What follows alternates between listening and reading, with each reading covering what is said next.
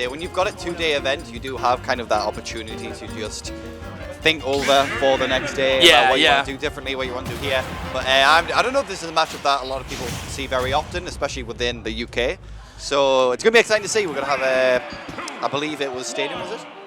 Yes, yeah, it was, yes. Tried and true Pokemon Stadium as our starter. And this is the thing, MazeBeans' game plan is just going to be about getting those resources. Of course, Game & Watch having that reflector with the down B bucket is going to be really, really useful in terms of just dealing with Anvil, dealing with Minecart, but MazeBeans already off to a pretty strong start. I mean, you can see at the moment right now, the vertical gameplay that you usually have against characters is kind of nullified a little bit versus Game Watch, just because you have that lingering downer that goes down, can destroy blocks. You've got so many options with the up Bs as well. And there's the try and do classic, MazeBeans just throwing out the F smash. At the end of the day, a character like Game & Watch, the punish is probably going to be pretty minimal in terms of damage, knockback, that sort of thing. Yeah, absolutely. And we can sort of see it already here that MazeBeans is beginning to control the pace of the game. And it's really, I feel like Game & Watch really, really feeds off the idea of people doing like sloppy approaches and trying to land on shield in a stupid way and then getting those up Bs out of shield. And it feels like MazeBeans just is not giving him those opportunities. And it's going to be really down to Ruben to try and almost get around all of these tricks and traps that MazeBeans can set up, but that dash attack, definitely not something that you can avoid with MazeBeans taking the first stock. I mean, obviously you can have all the trips and traps that you want, but at the end of the day, that is a command grab move, and a character as light as Game Watch, even something as unconventional as a dash attack, will seal the deal with Diamond. But we see a lot of the bomb play right now, forcing MazeBeans into the shield, and kind of that out of shield gameplay that Steve might have. Maybe not as strong in against a character like Game Watch, but we see the combos once again trying to land the beautiful left smash to finish it off. But that's not able to get that finishing blow. Those F smashes would have killed as well. That's a truly, truly terrifying part about Steve, is that you can play this intricate, difficult, neutral game, but Steve gets one opportunity, and particularly with how light Mr. Game & Watch is, you can just die so easily. And with diamonds on deck as well, there's really that pressure to get in on Steve so that the resources aren't available to him. I mean, we can see right now such a great job at extending this lead right now from Ruben. Or rather, sorry, from MazeBeans, excuse me. But at the end of the day, the bomb is going to connect it. But 154%, you cannot definitely shake a stick at that. That's a lot said that you attacked on to Ruben. And it's wild to think that when you look at a lot of matches with Game & Watch with the right setups can kill particularly early, particularly with those down smash to imagination combos. You can die at, 70, 80%. And so if MazeBeans is living to 150, 160 plus, it just means that Ruben's having to work twice as hard and already a really difficult obstacle course to get any kind of stocks. And the range that they're both playing at is it's quite unique and different. Obviously, a lot of times as Steve, you want to play that long range stuff, so not mining. Yes, okay, you can just do that as well. That also works. But I think these bots just eliminate them completely. So you've got to play a little bit differently how you might usually. But so far, great job adapting. And the back air, such a long range move, is going to connect it. But what is a back air to a minecart? And that is going to seal your deal at 112, was it? And it's so difficult because so much of your game plan against Steve is being able to deal with that minecart.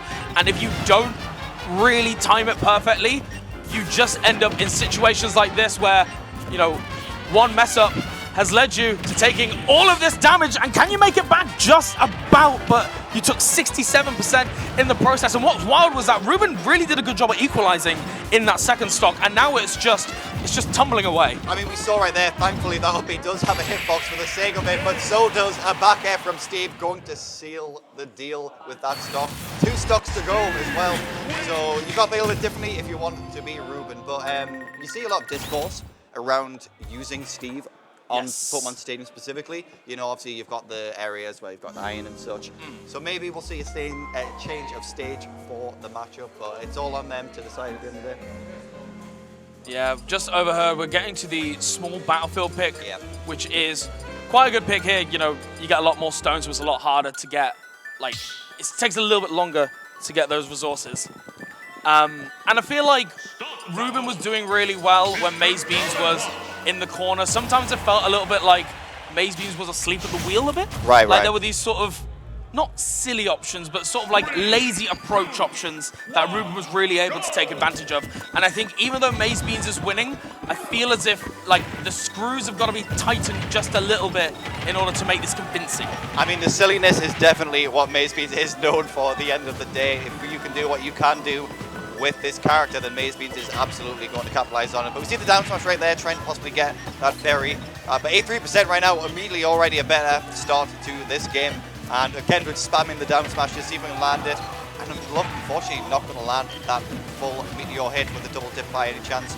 But still, good advantage state, and that was so close. Terrifying, oh my goodness. And that is just, again, it's one of these options where you have, you know, we always talk about these bag of tricks, really excellent stuff there. And that is also a confirm that we didn't see at all in that first game. And we mentioned it, right? The idea that you can kill really early if you get the opportunities, but MazeBeans also saying, you know what, I've got a lot of opportunities of my own here. Absolutely. I mean, the fact that you can even up so quickly as well, just a testament to the player skill of both these players.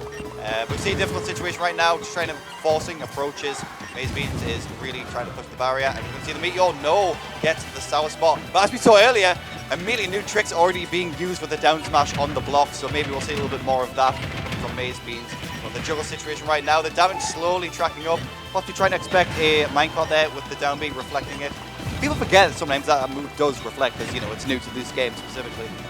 Yeah, and once again, this sloppiness that we're seeing from MazeBeans here, these are confirms, and these are like even you've mentioned a couple of times, the sour spots on the forward airs. It just feels like MazeBeans just needs to tighten the screws just a little bit in order to seal out these socks and to get the damage that he needs. He's still doing incredibly well, don't get it twisted, but in the same vein, it really feels like Ruben is getting a lot more opportunities to get stuff set up in a situation where realistically, Ruben should be on the next stock, and thankfully, better late than never for MazeBeans. I mean, you can throw it out when you can with a move such as Minecart right there, going to get it done with the redstone, I believe it's called. And right now, you're looking for that one move, you're looking for that jab, maybe even the up tilt, but the grab will also do it, but able to up B out.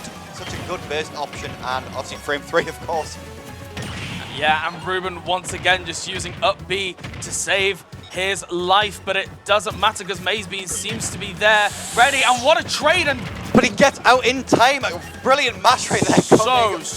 MazeBeans. Okay, we see the TNT, a little bit of a tricky situation. I think a lot of people kind of don't really know when it's going to explode. They get a little bit scared, cold feared, but regardless, that is going to take the stock. You need a big nair combo if you're going to bring this back as Ruben, whereas MazeBeans, you can control the pace of the game at this point.